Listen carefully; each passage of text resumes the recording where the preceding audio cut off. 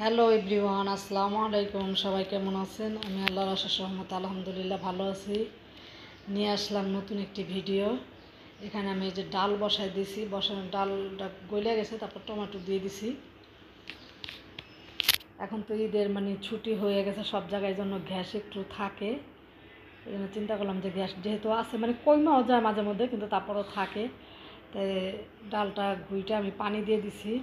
অনেক গরম পড়ছে কয়েকদিন যাবত, তাই চিন্তা করলাম পাতলা ডাল রান্না করি। এটা গতকালকের ভিডিও ছিল।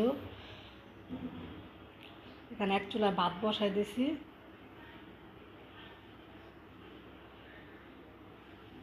ডালটা বলক আসার পরে এখন বাগার দিব, তাই পেঁয়াজ আর রসুন কাইটে নিয়েছিলাম, সেটার মধ্যে তেল দিয়ে দিলাম। দেখতে দেখতে রহমতের দিনগুলো চলে গেল। আমরা তো দুনিয়াবাসী অনেক আনন্দ নিয়ে আসি যে সামনে ঈদের আনন্দ করব। আর এখান দিয়ে কবরবাসী তো কান্না, তাদের কান্নার শেষ নেই যে রহমতের দিনগুলো চলে যেতেছে। এইসব কথা চিন্তা করলে না অনেক খারাপ লাগে, ভালো লাগে না যে আজকে মারা গেলে কালকে এই 2 দিন হয়ে যায়, অনেক খারাপ লাগে। গতকালকে একটা ভিডিও দেখলাম, কোন জায়গায় জানি 3 ভাই একসাথে মারা গেছে। ভিডিওটা দেখে আমার অনেক খারাপ লাগছে যে আল্লাহ কেমন আল্লাহর বিচার, যে 3টা সন্তানই একসাথে চলে গেল। মাটা কি অবস্থা করতেছে দেখলাম। আল্লাহ তার মাকে ধৈর্য ধারণের ক্ষমতা দেব, যাতে আল্লাহ জানে ধৈর্য ধৈর্য থাকতে পারে, সেই শক্তি জানি আল্লাহ দেয়। এখানে গ্যাস কমে গেছে, পর আবার ইন্ডাকশন জ্বালাই দিছি। জ্বালাইয়া এখানে যে করলা ভাজি বসাই দিছি। অল্প অল্প করে একটু রান্না করবো, আর এত গরমের মধ্যে কিন্তু ভারী খাবার খেতেও ভালো লাগে না। তাই চিন্তা করলাম একটু করলা ভাজি, পাতলা ডাল আর সামান্য একটু চিংড়ি মাছ ভুনা করবো। তো করলা ভাজিটার মধ্যে আমি একটু পেঁয়াজের পরিমাণটা একটু বেশি দিচ্ছি, আমার কাছে এভাবে খেতেই ভালো লাগে।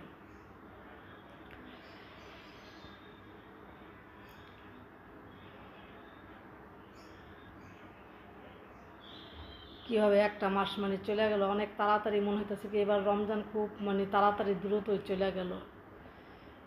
সবাই সবার জন্য দোয়া করেন, আল্লাহ জানে সবাইকে সুখে শান্তিতে রাখে, সুস্থ রাখে, ঋণ মুক্ত রাখে।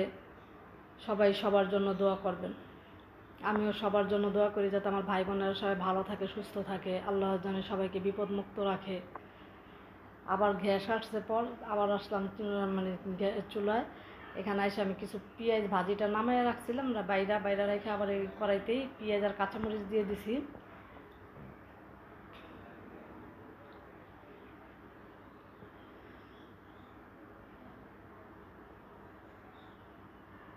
বড় চিংড়ি মাছ 6-7 পিসের মতো ছিল, সেটা বাইর করে নিছি, একটু ভুনা করব। এই পেঁয়াজটা একটু নরম করে তারপরে মাছটা দিয়ে দিছি। মাছটা তেলের সাথে ভাজা নিব, ভাজলে কি হয় একটা সুন্দর একটা ঘ্রাণ আসে। কিন্তু মাছ পেয়ে আবার রাত্রেবেলা করলা ভাজিটা খাইতে চায় না, বলে কি আমার করলা ভাজি খেলে রাত্রেবেলা গলাগুলা তিতে হয়ে থাকে। এই জন্য মেয়ের জন্য আবার চিন্তা করলাম যে না, একটু মাছ ভুনা করে দিই।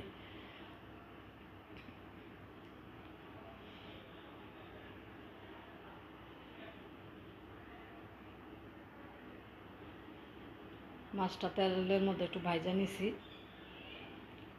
আমি খুব সামান্য মশলা দিয়েই মাছটা ভুনা করবো। এখানে সামান্য একটু হলুদ গুঁড়া দিয়েছি,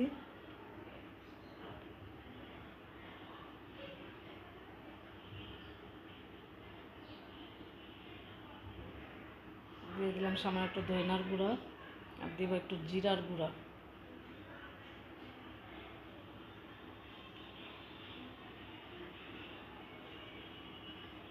আর সামান্য একটু লাল মরিচের গুঁড়াও দিব।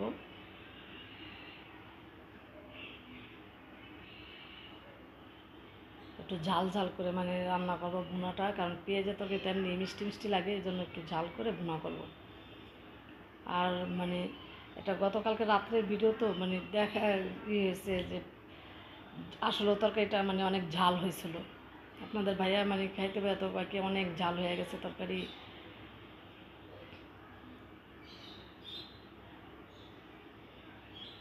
তারপর মশলাটা ভালো করে একটু লাড়াচাড়া দিয়ে সামান্য একটু পানি দিয়ে দিছি।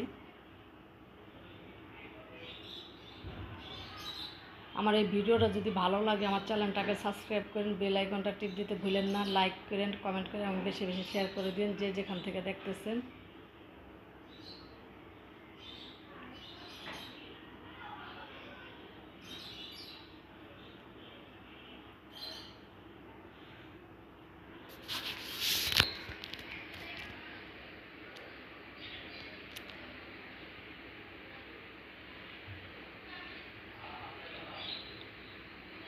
মাছটা ভুনা হয়ে গেছে, তেল বের হয়ে গেছে। এখন আমি তরকারিটা আমার নামায় ফেলবো, নামায় আবার ইফতারের আয়োজন করব। মানে এটা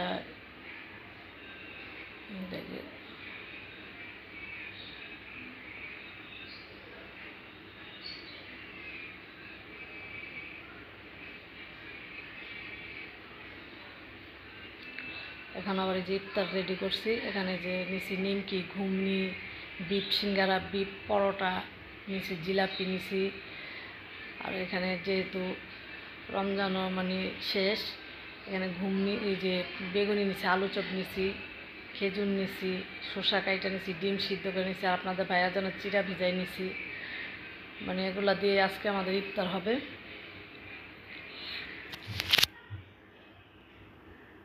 সবাইকে অগ্রিম ঈদ মোবারক জানাই।